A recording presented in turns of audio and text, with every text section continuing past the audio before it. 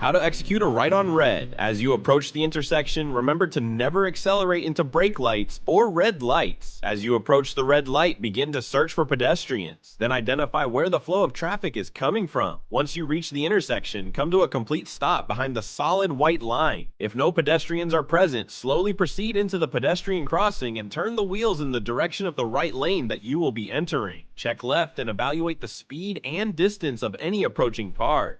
If all clear, check center for the left turn lane, then check right for any vehicle that may be doing a U-turn. Vehicles completing a U-turn have the right of way. Remember, you are at a red light, so all vehicles in the intersection have the right of way over you, taking a right on red.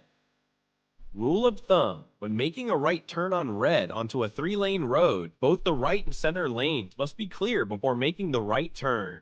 When all is clear, turn into the right-hand lane and bring your vehicle up to the traffic speed. Remember, check left, check center, check right.